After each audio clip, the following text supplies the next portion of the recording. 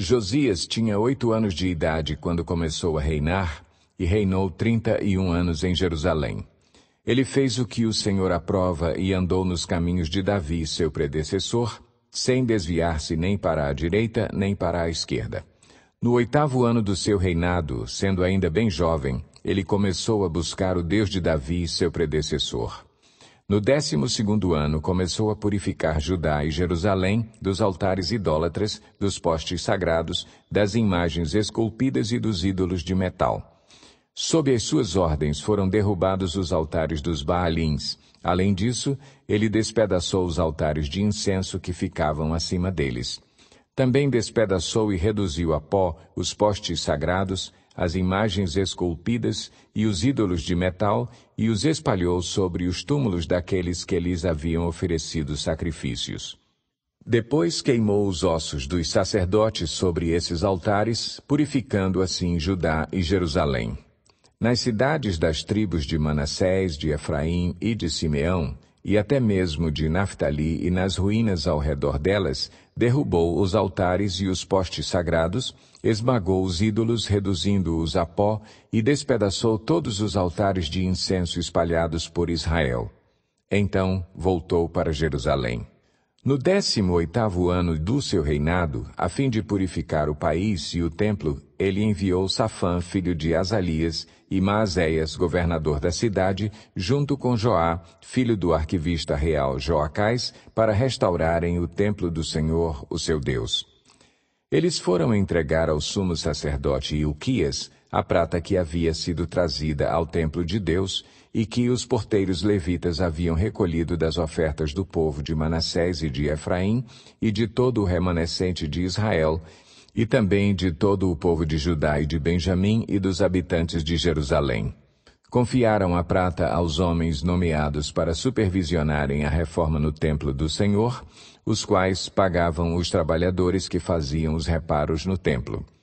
Também deram dessa prata aos carpinteiros e aos construtores para comprarem pedras lavradas e madeira para as juntas e as vigas dos edifícios que os reis de Judá haviam deixado ficar em ruínas. Esses homens fizeram o trabalho com fidelidade. Eram dirigidos por Jaate e Obadias, levitas descendentes de Merari, e por Zacarias e Mesulão, descendentes de Coate. Todos os levitas que sabiam tocar instrumentos musicais estavam encarregados dos operários e supervisionavam todos os trabalhadores em todas as funções. Outros levitas eram secretários, oficiais e porteiros. Enquanto recolhiam a prata que tinha sido trazida para o templo do Senhor, o sacerdote Ilquias encontrou o livro da lei do Senhor, que havia sido dada por meio de Moisés. Ilquias disse ao secretário Safã: "Encontrei o livro da lei no templo do Senhor", e o entregou a Safã. Então Safã levou o livro ao rei e lhe informou: "Teus servos estão fazendo tudo o que lhes foi ordenado. Fundiram a prata que estava no templo do Senhor e a confiaram aos supervisores e aos trabalhadores." E acrescentou: "O sacerdote Ilquias entregou-me um livro." E Safã leu trechos do livro para o rei.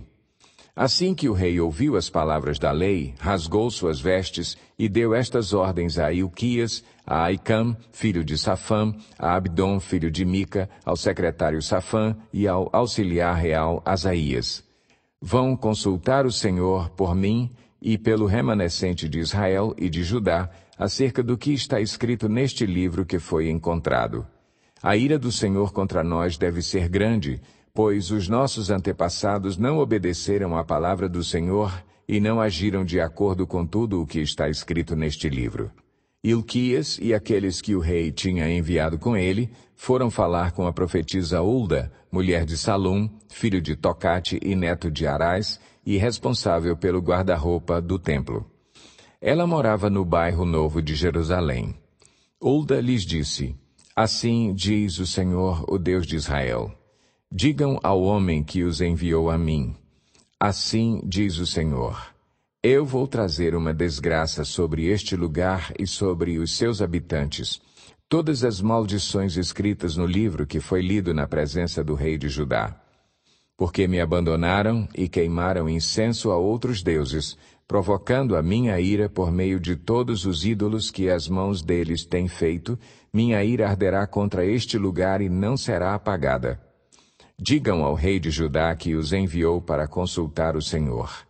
Assim diz o Senhor, o Deus de Israel, acerca das palavras que você ouviu. Já que o seu coração se abriu e você se humilhou diante de Deus quando ouviu o que ele falou contra este lugar e contra os seus habitantes, e você se humilhou diante de mim, rasgou as suas vestes e chorou na minha presença, eu o ouvi, declara o Senhor.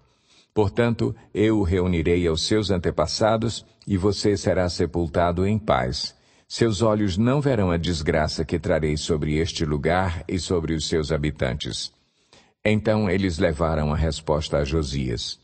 Em face disso, o rei convocou todas as autoridades de Judá e de Jerusalém.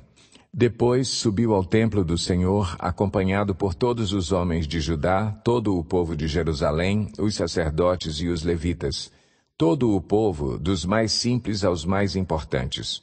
Para todos o rei leu em alta voz todas as palavras do livro da aliança que havia sido encontrado no templo do Senhor. Ele tomou o seu lugar e, na presença do Senhor, fez uma aliança, comprometendo-se a seguir o Senhor e obedecer de todo o coração e de toda a alma aos seus mandamentos, aos seus testemunhos e aos seus decretos, cumprindo as palavras da aliança escritas naquele livro. Depois fez com que todos em Jerusalém e em Benjamim se comprometessem com a aliança. Os habitantes de Jerusalém passaram a cumprir a aliança de Deus, o Deus dos seus antepassados. Josias retirou todos os ídolos detestáveis de todo o território dos israelitas e obrigou todos os que estavam em Israel a servirem ao Senhor, o seu Deus. E enquanto ele viveu, o povo não deixou de seguir o Senhor, o Deus dos seus antepassados.